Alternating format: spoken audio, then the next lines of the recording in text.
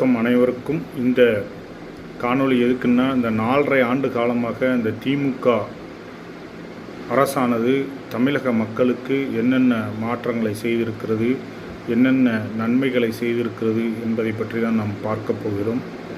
குறிப்பாக தமிழ்நாட்டில் பட்டியலின சமூக மக்களுக்கு இந்த திராவிட மாடல் சித்தாந்தம் கொண்ட சமூக நீதி பேசுகின்ற இந்த அரசு, பேசுகிறோம் என்று சொல்லி கொண்டிருக்கிற இந்த அரசானது என்ன செய்திருக்கிறது?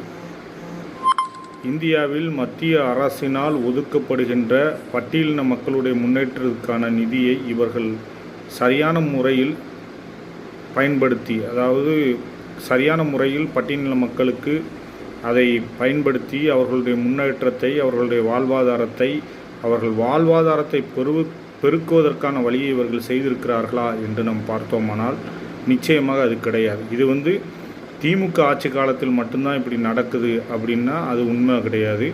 இது இதுவரையிலும் ஆண்ட எல்லாருமே இதை தான் பண்ணியிருக்கிறாங்க. திமுகவும் அதை தான் பண்ணிக்கிட்டு இருக்காங்க. இப்போ என்னென்னா, இந்த தமிழகத்தில் யார் ஆட்சிக்கு வந்தாலும் தலையெழுத்து மாறாத ஒரு சமூகமாக தமிழகத்தில் வாழ்ந்து கொண்டு இருக்கிற பட்டியல் சமூகம் இருக்குது. அப்படி இருக்கும் பட்சத்தில் இந்த சமூக நீதி பேசுகிற திராவிட மாடல் அரசானது இவர்களுடைய சமூக நீதியை எப்படியெல்லாம் நம்மளுக்கு, அதாவது பட்டியலின மக்களுக்கு எதிராக செயல்படுத்தியிருக்கிறார்கள் என்று நாம் பார்க்க வேண்டும்.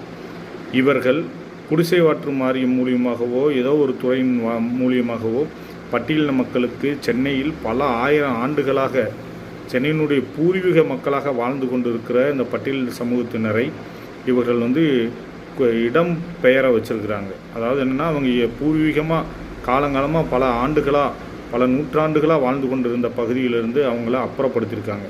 இன்றைக்கி நீங்கள் நல்லா பார்க்கணும், சென்னையினுடைய வளர்ச்சிங்கிறது இந்த பட்டியல் இன சமூகத்தின் மீது தான் கட்டமைக்கப்படுது. ஏன்னா இன்றைக்கி சென்னையை வளர்ச்சியின் பாதையில் கொண்டு போகணும், சென்னையை இன்னும் டெவலப்மெண்ட் பண்ணணும்னா பட்டியலின மக்கள் வாழ்ந்து கொண்டு இருக்கிற பகுதியை தான் தரமட்டமாக்கி இவங்க அடுத்த கட்டத்துக்கு சென்னையை நகர்த்துறாங்க. நாங்கள் என்ன கேட்குறோம், சென்னையில் தமிழ்நாட்டிலேருந்து எங்கிருந்துலாமோ வந்தவர்கள் சென்னையை ஆக்கிரமிச்சிருக்கும் பொழுது, சென்னையினுடைய வாரிசுகளாய் மாறிக்கொண்டிருக்கும் பொழுது, சென்னையிலேயே பல ஆண்டு காலமாக பல நூற்றாண்டுகளாக வாழ்ந்துக்கிட்டு இருக்கிற மக்களை நீங்கள் சென்னையினுடைய முன்னேற்றம்னு சொல்லி அவங்கள அப்புறப்படுத்துவது எந்த விதமான நியாயமாக இது இருக்குது? இதுதான் உங்கள் சமூக நீதியா? இதுதான் திராவிட மாடலா? இன்றைக்கி சென்னையில் சேரியில் வாழ்ந்துக்கிட்டு இருந்த மக்கள் இத்தனை ஆண்டு காலமாக சேரியில் தான் வாழ்ந்துக்கிட்டு இருக்காங்க.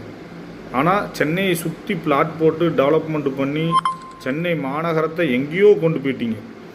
எங்களை இடித்து எங்கள் கல்லறைகள் மேலே நீங்கள் இந்த மாநிலத்தினுடைய வளர்ச்சியை காட்டுறதுக்கு பதிலாக நாங்கள் இருக்கிற பகுதியை நீங்கள் உடச்சி இன்னும் டெவலப் பண்ணி அந்த இடத்துலையே வீடு கட்டி கொடுக்க வேண்டியதானே? இன்றைக்கி சென்னையில் ஏரிக்குள்ளேயும் குளத்துக்குள்ளேயும் பல குடியிருப்புகளையும் பல கல்லூரிகளையும் நிர்வகிச்சிட்ருக்காங்க. இன்றைக்கி சென்னை ஒரு மலைக்கு தாங்க மாட்டுக்கு. இது எதுக்கு? இது விளம்பர மாடலுக்காக விளம்பரத்துக்காக நீங்கள் காலை தூக்கிட்டு தண்ணிக்குள்ளே போகிறதுக்காக தான் இருக்க தவிர, சென்னையுடைய வளர்ச்சிங்கிறது ஒரு சாதாரண ஒரு 24 மணி நேரம் மழை பெஞ்சன்னா சென்னை பீஸ். ஆனால் அதெல்லாம் நீங்கள் அனுமதிச்சிருக்கிறீங்க. சென்னையில் வாழ்கிற சாதாரண மக்களாக இருக்கிற இந்த பட்டியலின சமூகத்தை கங்கணம் கட்டிக்கிட்டு நீங்கள் அப்புறப்படுத்துகிறீங்க. அப்போ உங்களை எப்படி நாங்கள் நம்பி வாக்களிக்கிறது? எப்படி உங்களை ஓட்டு போட வைக்கிறது? இதே மாதிரி தான் கடந்த ஆட்சிகளுக்கு முன்பு பெரும் மதிப்பிற்குரிய ஐயா கலைஞர் அவர்கள் இருக்கும் பொழுது துணை முதல்வராக நம்ம அன்புக்குரிய இப்பத்தைய முதல்வர் நம்ம ஐயா முத்துவேல் கருணாநிதி ஸ்டாலின் அவர்கள் இருந்தாங்க. அப்பொழுது திமுகவினுடைய தலையீடு அனைத்து துறைகளிலும் இருக்குன்னு சொல்லி எல்லாரும் அதிருப்தியாகி, நம்ம அன்பு தலைவர் சூப்பர் ஸ்டார் ரஜினிகாந்த் முதற்கொண்டு ஆட்சி மாற்றம் தேவைன்னு நினச்சாங்க. இன்றைக்கி தமிழகத்தில் ஆட்சி மாற்றம் கண்டிப்பாக வேணும். ஏன்னா அப்படின்னா தான் கண்டிப்பான சமூக நீதினா என்ன, திராவிட மாடல்னா என்ன, நம்ம எப்படிப்பட்ட அரசியலை நம்ம மறந்துருக்கோங்கிறத இன்றைக்கி திராவிட மாடல்ஸ் நினைவுக்கு கொண்டு வருவாங்க. அதாவது சமூக நீதி சித்தாந்தம் கொண்ட இந்த திராவிட கட்சிகளை உருவாக்கிய பெருமதிப்பிற்குரிய அண்ணா அவர்களுடைய சமூக நீதி பாதையை தன் தம்பிகளும் தளபதிகள்கிட்டையும் விட்டுட்டு போனார். இன்றைக்கி அந்த பாதை சிதவடைஞ்சி மோசமான நிலையில் இருக்குது. இதை புதுப்பிக்கணும்னா ஆட்சி மாற்றம் கண்டிப்பாக தேவை என்பதை கூறிக்கொண்டு நன்றியுடன் விடைபெறுகிறேன். நன்றி, வணக்கம்.